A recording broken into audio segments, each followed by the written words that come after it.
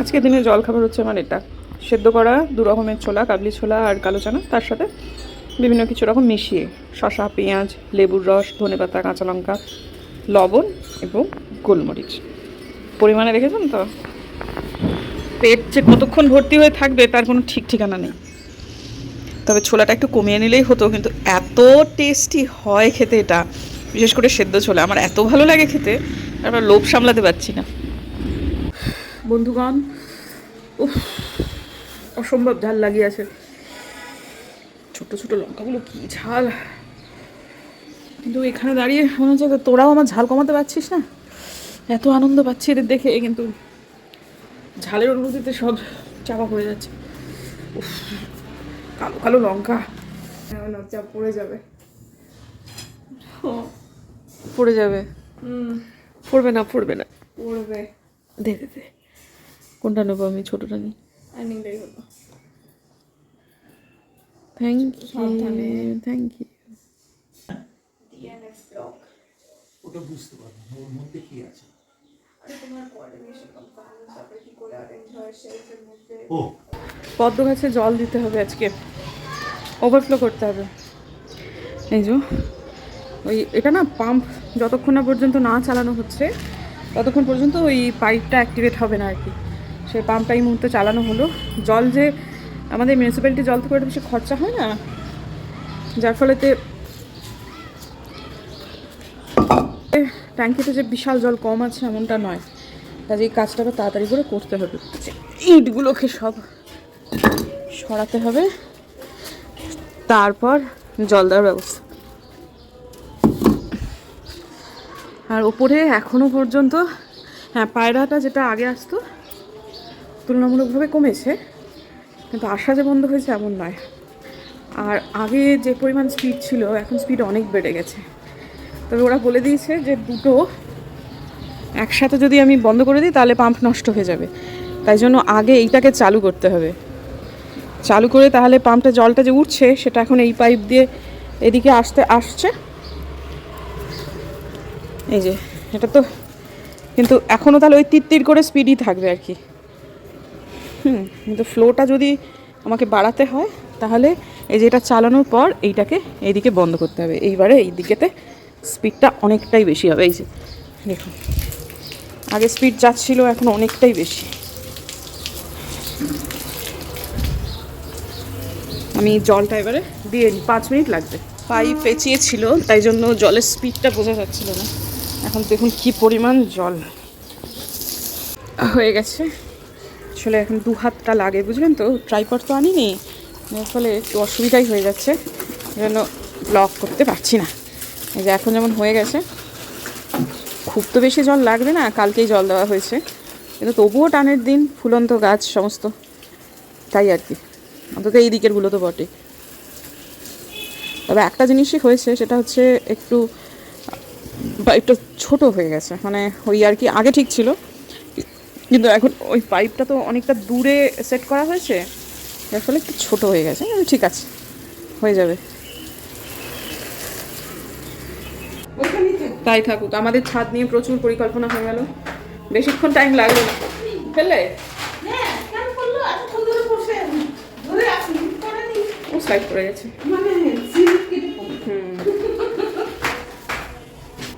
কি এসছে দাদা? না, সবার জীবনে আবার বিকেল ফেরত এসেছে, সেটার জন্য বেশ ভালো লাগছে। আর আমাদের তো এই দৃশ্য দেখে আর কিছু ভালোই লাগে না, অন্য কিছু দেখতে মনে হয় এইটাই দেখে যাই সারাদিন ধরে। আমার শ্বশুরমশাইয়ের একটা সমস্যা হয়েছে। একে তো হচ্ছে, আপনার একটু আগে শুনে নিলেন যে ছেলে আসছে না, আমার হাজব্যান্ড আসছেন না আজকে। কলেজে তো শীতের ছুটি থাকে, তো অনেক দিন ঠান্ডার ছুটি ছিল। আগে ছুটি বেশি থাকতো, অবশ্য আগে ঠান্ডাও বেশি থাকতো, এখন ছুটিটা কমে গেছে, কমে গিয়ে পুরোপুরি 50 দিনও নয় এখন। সদ্য কলেজ খুলেছে, তারপরে আবার যেহেতু মেয়ের পরীক্ষা চলছিল, হুম্বা দাদা কয়েকদিন ছুটি নিয়েছিল, আজকে ওকে থাকতে হচ্ছে বিশেষ কাজে। অনেক বেলা, যদিও সমতলের কলেজ হতো তাহলে হয়তো ফেরত আসতে পারতো, কিন্তু পাহাড়ের কলেজ তো, ওই সন্ধ্যের মুখ করে করে সে যদি রওনা দেয় তাহলে পাহাড়ি রাস্তাটা না সন্ধ্যের মধ্যে পেরোনো যায় না, সেটা খুব একটা ভালো অপশান নয় ফেরাটা। যার ফলেতে আবার কালকে অনেক সকাল থেকে উঠে কলেজে কিছু কাজও আছে, সব মিলিয়ে মিশে আজকে থেকে যাওয়াটাই বুদ্ধিমানের কাজ ছিল। সে থেকে গেছে, কিন্তু বাবার আসলে এতগুলো দিন বাদে আবার এই ছেলে থাকছে বা সেগুলো কিছুতে একটু অসুবিধা হচ্ছে, খুবই মন খারাপ, একটু না, ভালো রকম মন খারাপ। তারপরে নাতনির সাথে আগে এই সময়গুলোতে খুব গল্প টল্প করতেন, এখন নাতনিও তো সামনে পরীক্ষা টরীক্ষা চলছে, সেও তো ভীষণ ব্যস্ত, অতটাও ইয়ে দিতে পারছে না সময়। তো আমি যতটুকু পারছি চেষ্টা করছি। তো একটু আগে আলপনা দিয়ে এসে উপরে আমাকে খবর দিল যে বৌদি একটা জিনিস দেখে যাও। তো দৌড়ে গিয়ে দেখলাম আমার শ্বশুরমশাই না খেতে বসার সময় একটা হাতে তোয়ালে নিতে হয়, না হলে ওনার একটু সুবিধা হয় আসলে, একটু স্যালাইভারটা না মানে উনি কন্ট্রোল করতে পারেন না, সেটা অনেক দিন থেকে। এর বাইরে কিন্তু কোনো প্রবলেম নেই, আর খেতে বসলেই একটু হাঁচি আসে, মাঝে মাঝে একটু নাক দিয়ে জল পড়ে, যার ফলে ওনার টেবিলে দুটো তোয়ালে থাকে, এটা দুটোই প্রত্যেক দিন ধুয়ে দেওয়া হয়, রোজ দিন নতুন নতুন তোয়ালে দেওয়া হয়। তো আজকে আলপনা দি সেটা কাচতে গিয়ে দেখছে ওই নাক মোছারটাতে একেবারে টাটকা কাঁচা রক্ত। আমাকে ওপরে এসে সেটাই মানে আমাকে নিচে গিয়ে সেটাই দেখতে বললো। আমি দেখে তো অবাক, এই কী কাণ্ড, এই তো মানে কিছুক্ষণ আগে পড়েছে এরকম একটা ব্যাপার। তো গিয়ে জিজ্ঞেস করলাম যে বাবা নাক দিয়ে রক্ত পড়েছে? তখন বাবা বললো হ্যাঁ মা নাক দিয়ে রক্ত পড়লো, দেখ না নিজে নিজেই, কোনো আর কিছুই কোনো ইয়ে নেই, শুধু নাক দিয়ে গুড় গুড় গুড় গুড় খানিকটা রক্ত পড়ে গেল। আমার কোনো অসুবিধা হচ্ছে? তখন বলছে না সেরকম কিছুই হচ্ছে না, শুধু নাক দিয়ে রক্ত পড়লো। তো তারপরে আবার মানে আমার এইসব দিনগুলো এমনিই চিন্তা থাকে, তারপরে আবার ছেলে নেই বাড়িতে, ওকে কিছু জানানোও যাবে না, ও ভীষণ বিচলিত হয়ে পড়বে। তারপর যাও ডাক্তারবাবুর সাথে কথা হলো, সম্ভবত এই আবহাওয়ার জন্যই এটা হচ্ছে, কিন্তু তাও একবার ডাক্তারবাবুর কাছে গিয়ে একটু কথা বলতে হবে। তবে সেটা আজকে ডাক্তারবাবু অ্যাপয়েন্টমেন্ট দিতে পারলেন না, মনে হলো যে খুব সিরিয়াস কিছু নয়, কিন্তু তবুও একবার যেতে হবে, দেখি ডাক্তারবাবু কবে অ্যাপয়েন্টমেন্ট দেন। সেটা মুশকিলটা হচ্ছে কি জানেন তো, এই সমস্ত জিনিসগুলো হ্যান্ডেল করে বুম্বা দাদা। তো দেখা যাক, যা হবে ঠিক হবে। এমন কিছু প্রথমে খুব ঘাবড়ে গেছিলাম আমিও, হ্যাঁ। তো বাবা একটু ঠান্ডাই ছিলেন, দেখলাম যে খুব একটা তেমন মেজর কিছু নয়, সেটা বাবাই বলছিলেন। তো যাই হোক ঠিক আছে, এখন আপাতত ডাক্তারবাবুর কথা শুনে একটু স্বস্তি হলো। আমাদের মোহং প্রতিস্থাপিত হয়েছে, এই যে দেখে মনে হচ্ছে কবে এই গাছটা কবেকার লাগানো, কিন্তু এমন মুখ বাড়িয়ে ফেলেছে, আজকেই লাগানো হয়েছে। আমার মনে হচ্ছে এই গাছটা আবার ফুল দেবে, জানেন। একে এত দুয়ো দিয়েছি, তুমি ফুল দাওনি, তুমি ফুল দাওনি, তুমি ফুল দাওনি করে। গাছেরও তো প্রাণ আছে, সে তো কবে থেকে আবিষ্কৃত, গাছের মনও আছে জানেন, নিশ্চয়ই তাই। এত করে এটাকে দুয়ো দিয়েছি, এবার এটা দেবেই আমার মনে হয়। আর ওপরে আমরা পায়রাদের আটকেছি, নিজেরটাতে আটকাতে পারিনি। এই যে দেখুন পাতা ছিঁড়ে খেয়ে ফেলছে, এগুলো সব পায়রাদের কাজ।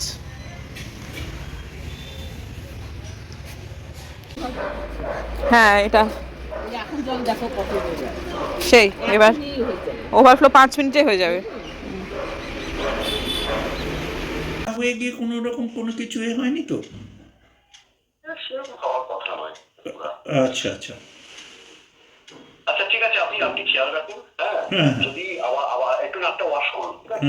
হ্যাঁ নাকটা ওয়াশ করুন, আর নাকটা উঠে মানে খাড়া হয়ে বসে থেকে চেয়ারে বসে থেকে নাকটা চেপে ধরে, এখন তো ব্লিডিং হচ্ছে না? না না আচ্ছা ঠিক আছে, যদি হয় এর মধ্যে আপনি আমাকে জানাবেন, অবশ্যই ফোন করবেন। আচ্ছা আচ্ছা আর নিয়ম হচ্ছে নাকটাকে চেপে ধরে বসে রাখবেন একদম আচ্ছা আচ্ছা 5-7 মিনিট টানা বসে রাখবেন। আপনি কি অ্যাসপিরিন বা এইসব খান? না কোনো কিছু খাই না। কোনো সব কিছু নেই তো? ইকোস্প্রিন সব কিছু নেই? না না ইকোস্প্রিন বন্ধ করে দিয়ে, আর বন্ধ টন্ধ ওর সমস্ত সব বন্ধ। আচ্ছা আচ্ছা আচ্ছা আচ্ছা ঠিক আছে, আপনি খেয়াল রাখুন, কি পেশেন্ট যখন ঠিক আছে। তোমার কি মাথাটা খারাপ হয়েছে? হ্যাঁ তুমি দেখো এসে বারান্দায় মিথ্যে কথা বলছি কিনা। ওগুলো ধোঁয়া, ধোঁয়ার গন্ধ পাচ্ছ না? দুয়া করতে গেছে, তুমি কি ধোঁয়ার গন্ধ পাচ্ছ? আলপনাদি বলছে আমার নাকি কুয়াশা পড়েছে। ছাদের থেকে দেখো, ওই দেখো, ওই দেখো, ওই দূরে দেখো তুমি। কিন্তু তুমি কি কোনো ধোঁয়ার গন্ধ পাচ্ছ না? দুয়া তো আছে, ওটা ধোঁয়া। ধোয়ারই তালে গিয়ে না। হ্যাঁ ধোঁয়া গোলা গোলা। আলপনাদি বলছে আবার যাচ্ছে না ঠান্ডা, আবার নাকি ঠান্ডা পড়ছে। ঠান্ডা লাগছে তো। হ্যাঁ একটু ঠান্ডা লাগছে, এটা ঠিক কথা। কি পাড়া দেওয়া যাচ্ছে না? না তোমার সে কি কথা, ধুয়ে দেওয়া হলো তো। ওই যে ধুলা দেখো তো রাস্তায়, কালকে দিয়ে দিচ্ছে জল, মনে হচ্ছে জল দিয়েছে। ওই রাস্তার গাড়ি যাচ্ছে, ধুলো ধুলো ধুলো যাচ্ছে। সন্ধেবাতি দেওয়া হয়ে গেল এবং পুরো ঘর জুড়ে ধোঁয়া ধোঁয়া ধোঁয়া দেওয়া হয়ে গেল। এই মা ঠাকুমার দেওয়া সন্ধেবাতির সময় ধূপ ধুনো, এটা বেশ কিছুদিন থেকে আমার বাড়িতে চলছে। অভ্যেসটা যাতে বজায় থাকে সেটা আর কি ধরে রাখতে হবে আর কি, মানে চেষ্টা করতে হবে। তবে আজকে কিন্তু আমি এই ধোয়াতে তো এমনিতে তো কর্পূর দিতেই হয়, ঘুঁটে থাকে, সম্রাণী কাপ থাকে, কর্পূর থাকে। আজকে তার মধ্যে ধুনোও থাকে। তো আজকে তার মধ্যে দিয়েছি হচ্ছে শুকনো নিম পাতা। ভীষণ মশা হয়েছে আবার আমাদের বাড়ি, মানে আমাদের বাড়ি কম, মশার বাড়ি বেশি হয়ে গেছে। কিছুক্ষণের মধ্যে মশাটা চলে গেছে, এটাও ঘটনা। জানলা দরজা বন্ধ করে ধোঁয়া, তবে সবার তো ধোঁয়া সহ্য হয় না, তাদের অন্য ব্যবস্থা করতে হবে। আমাদের যেহেতু ধোঁয়াতে কোনো অসুবিধা হয় না, মানে ধুমায়নে, তাই তো আমরা এটা দিয়েছি এবং এটা দেবো, তাতে বেশ ভালো কাজ হচ্ছে। মশা মাছি সমস্ত কিছু পোকামাকড়, বিশেষ করে মশাটা সন্ধ্যের পর থেকে তো ভীষণই হয়, এখন যেমন অনেকটা কম, প্রায় নেই বলা যায়। আবার ধোঁয়ার এফেক্ট কেটে যাবে, আবার কিছুক্ষণের মধ্যে তারা এসে হাজির হবে। এই তো আলপনা দিয়ে উপরে এসে আলপনা দিয়ে কাজকর্ম করে রেখে চলে গেল, এখন নিচে আছে। কিন্তু আমার খুব চিন্তা হচ্ছে আসলে, কারণ এখনো পর্যন্ত যত বিপদ, মানে সে আমার বাপের বাড়ির দিকে বাবা মায়ের হোক আর আমার শাশুড়ি মায়ের দিকের হোক, মানে 100টার মধ্যে 90টাই ঘটে রাত্রেবেলায়। তার ফলে আমার এখন খুব চিন্তা হচ্ছে, আস্তে আস্তে রাত হচ্ছে তো, আশা করছি কিছু হবে না, কিন্তু তবুও যতক্ষণ না পর্যন্ত কালকে সকালটা হচ্ছে আমার এই চিন্তাটা থাকবেই। কি সুন্দর পেঁয়াজ কলিটা তুলে নিন। হবে না? সুন্দর প্লেটটা। এটা হচ্ছে কালো চানা ভেজানো, এটা জল খেলে পেট ঠান্ডা হবে। তারপর ছোলাটা কি করবে? ছোলাটা মুড়ি দিয়ে খাওয়া হবে, যে খাবে সেই খাবে। বাহ, আমি এটা একদমই জানতাম না যে ছোলা ভেজানো জল খেলে সারা শরীর ঠান্ডা হয়, একদমই জানতাম না। আমার শ্বশুরমশাই আজকে বললেন, তাই আমি জানি মৌরি ভেজানো জল, মিছরির জল এগুলো খেলে হয়, কিন্তু ছোলা ভেজানো জল খেলে যে এত উপকারিতা, আমি তো প্রত্যেকদিন ছোলা ভেজানো জলটা ফেলেই দিচ্ছি। গরমকালে পেট গরম হয়ে গেলে অনেক সময় বাবু বলছেন এই জলটা খুব উপকারী। কত কিছু জানার বাকি, আর এখানে কী যে হচ্ছে কে জানে। বিয়ে আসছে একটা, এই চলবে এবার 1 ঘন্টা 2 ঘন্টা ধরে। জিনিসটা তো আমি ভেজাতে ভুলিই না। সাদা চানা, কালো চানা, রাজমা আর মুগ কড়াই। আমার মেয়েটা দিয়ে কাঁচা অবস্থাতে মুড়ি খেতে খুব ভালোবাসে, সকালবেলা এই কদিন এটা দিয়েই বেশ পরিমাণে ভালোই, তার সাথে কিছুটা মুড়ি মিশিয়ে সে জলখাবারে খাচ্ছে, এবং তাতে কি হচ্ছে, খুব তাড়াতাড়ি খিদে পেয়ে যাচ্ছে। একেবারে 1:30 থেকে 2টোর মধ্যে তার একদম লাঞ্চ হয়ে যাচ্ছে। ইভিনিং স্ন্যাক্সের টাইমে ইভিনিংয়ের খাবার খাচ্ছে সে, সন্ধ্যেবেলা জলখাবার টুকটাক যেটা, প্লাস রাত্রি 9টা 9:30টার মধ্যে তার ডিনার হয়ে যাচ্ছে। যার ফলে এই জিনিসটা দিয়ে মুড়ি খাওয়াটাতে আমার মেয়ের এই খাবার যে চক্রটা সেটা এতটাই ঠিকঠাক টাইমে চলে এসেছে, যার ফলে আমি কিছুতেই এটা ভেজাতে আজকাল আর ভুলি না। আমার আজকে যেটা ছিল সেটা তো মোটামুটি হয়ে গেল, শেষ হয়ে গেল। আর যদি আমি ঘুগনি করেও রাখি তাহলেও আমি কিছুটা করে ছোলা সরিয়ে রাখি, এটা একটা ভেজালে কালকে তো খাবো, পরশু দিনও হবে কাঁচা অবস্থাতে। তবে কালকে খাওয়ার পর বাকিটাকে আমাকে ফ্রিজে রাখতে হবে, মানে ঘুগনি বানানোর জন্য যতটুকু নিয়ে নেবো তার বাইরেও কিছুটা আমি রেখে দিই, সেটা পরশু দিন অবধি চলবে, তারপর আর চলবে না। তো সেই জন্যই আর কি, আজকে যেহেতু 2 দিন হয়ে যাচ্ছিলো সেই জন্য আমি জলখাবার ওটা খেয়ে নিলাম। যে পরিমাণে আমি খেয়েছি অনেক বেশি, মানে টুকুরের তুলনায়। টুকুর তার সাথে একটু মুড়ি মিশিয়ে খায়, আর এটা খেলে খুব তাড়াতাড়ি খিদে পেয়ে যায়, যার ফলেতে মেয়ের খাবার যে ইয়েটা খুব সুন্দর হয়ে গেছে। আগে যেটা হচ্ছে 3টে 3:30টার আগে খাচ্ছিল না, কিন্তু এখন খাওয়াটা খুব সুন্দর টাইমে হয়ে গেছে। এখন যেটা পড়ছি সেটা হচ্ছে আজকের দিনের আমার 4 লিটারতম জল। এখন গরম জল কদিন একটু কম খাচ্ছি, কালকে থেকে কম খাচ্ছি। আগে যতটা ঠান্ডা ততটাই গরম জল খাচ্ছিলাম। সকালবেলা যে 1 লিটার জলটা খাই সেটা আমি গরম গরম করেই খাই, মানে ঠান্ডা মেরে নিয়ে একটু গরমের ভাগ বেশি এরকম অবস্থায়। কিন্তু তারপর সারাদিনে আমি এরকমভাবেই খাচ্ছি, পুরোটাই ওই নর্মাল জল আর কি, নর্মাল টেম্পারেচার। ঠান্ডা জল আমি কোনোদিনও খেতে পারি না। মাঝখানে আমারও গাটা একটু কষে গেছিলো, তখন আমার শ্বশুরমশাই আমাকে বলেছিলেন যে সারাদিন রাত গরম জল খেও না, নর্মাল টেম্পারেচারে জল খাও। শুধুমাত্র আমার একার বোতল, এটা তার কেউ খায় না। কতটা খেলাম সেটা ঠিক মাপটা বোঝা যায় না। আমি না আজকে আসলে একটা ব্লগ করে উঠতে পারছি না বন্ধুরা, আপনাদের সাথে শেষ কথা হলো তার অনেকক্ষণ পরের ভিডিও এটা। বারে বারে ওপর নিচ চিন্তা, মেয়েটার পরীক্ষা চলছে, আমি একটু তাড়াতাড়ি শুয়ে পড়ার কথা কয়েকদিন থেকে ভাবছিলাম। তা সবই আমি বুঝতে পারছি, আমার হাজব্যান্ডের দিকটাও বুঝতে পারছি যে মানে আমার জীবন যথেষ্টই স্বচ্ছন্দের। সত্যি কথা, আমার বাড়িতে কাজের লোকের সাহায্য আছে, আমার কোনো দিক থেকে কোনো ইনসিকিউরিটি নেই। আমার আর্থিক, সামাজিক, পারিবারিকভাবে আমি যথেষ্ট সিকিওর। এই মুহূর্তে দাঁড়িয়ে তবুও আমার ভীষণ রাগ হচ্ছে আমার হাজব্যান্ডের ওপর, মানে এটা একদম অবুঝ, এবং ছেলে মানুষ আমি জানি। বা রাগগুলো যে পুরোপুরি অমূলক তেমনও নয়, কিন্তু সেটা আমি সামাজিক মাধ্যমে বলে উঠতে পারবো না, এটা আমার একটা দুর্বলতা। কিন্তু আমার আজকে হাঁটতে যাওয়া হলো না, আমার আজকে সব মিলিয়ে মিশিয়ে মেয়ে আমার শুয়ে পড়েছে, যেহেতু ওকে আমি কয়েকদিন থেকেই আমি বলে যাচ্ছি যে তুমি যদি জেগে থাকো রাত্রেবেলা এরকমভাবে, তুমি তো সারা বছর পড়াশোনা করেছো, তুমি কেন এখন রাত জেগে পড়াশোনা করছো? বরং ওর বাবা এখন, তারপরে আমার কথা শুনে ওর বাবাও বলেছিল যে মা যাই করো না তাই করো, তুমি কিন্তু 8 ঘন্টার ওপরেই ঘুমোবে, প্রয়োজনে 9 ঘন্টা ঘুমোবে, কিন্তু কোনোভাবেই 8 ঘন্টার নিচে কিন্তু তুমি ঘুমোবে না। তা তা সেটা সে পালন করছে। এখন যেমন সে শুয়ে পড়েছে, কিন্তু আমি কিছুতেই শুতে পারছি না। আমার শুধুই মনে হচ্ছে যে কোনো, আর বাবা তো একটা ব্যাপার আছে যে ওপরে শুতে পারেন না, ওপরে মানে নিজের ঘরেটা আমার মায়েরও আছে, যে নিজের ঘরে একটা আলাদা স্বচ্ছন্দ, সেই জায়গা থেকে উনি আসলে সরতে চাইছেন না। তো সব মিলিয়ে মিশিয়ে আমার এই মুহূর্তে খুবই চিন্তা হচ্ছে।